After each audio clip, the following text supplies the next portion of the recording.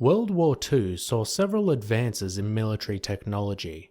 One of these was the use of rocket artillery.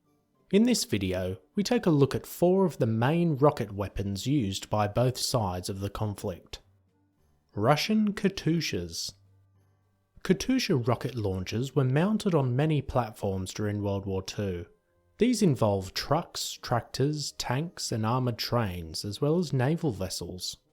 They consisted of racks of parallel rails on which rockets were mounted, with a frame to raise the rails to a launch position. Each truck had 14 to 48 launchers.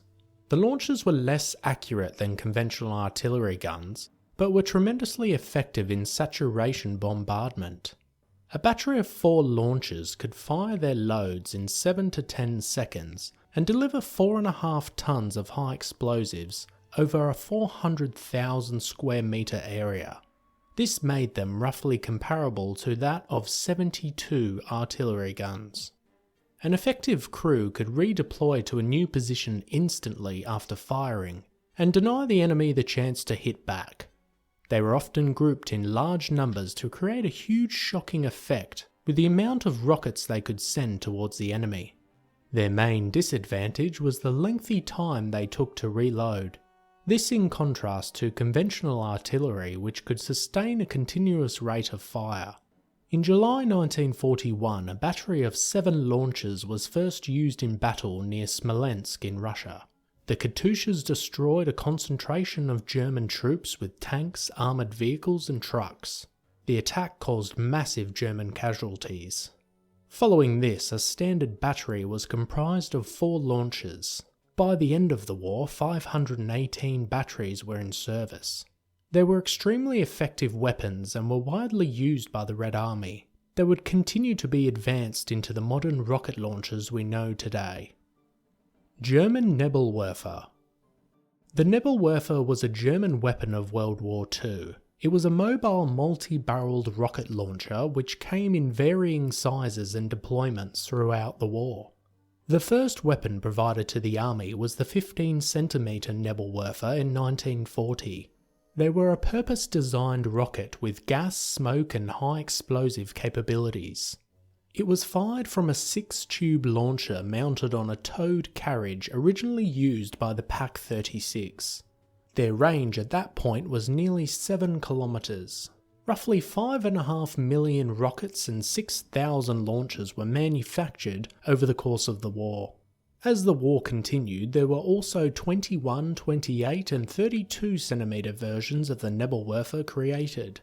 These were able to fire further distances at up to nearly 8 kilometers. Furthermore, they fired different sized rockets with varying degrees of damage caused. Another variant was also mounted to a German half-track called the Panzerwerfer.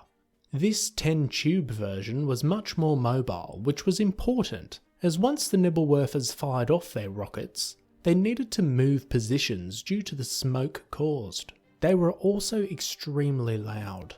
After a crew loaded the launcher, they needed to take cover up to 15 meters away to avoid the exhaust and flames. An electrical switch would fire off the rockets and send them towards the enemy. All in all, the Nebelwerfers were effective against the Allies. They were used on almost every front the Germans fought on. The American T34 Kalyap. The T34 Kalyap rocket launcher was a large attachment to the M4 Sherman tank. It consisted of 60 114mm rockets in a group. A large support beam bolted to the left and right of the turret supported the weapon. It was situated about 1 metre above the turret itself. The rack was connected to the barrel of the Sherman's main gun using an arm.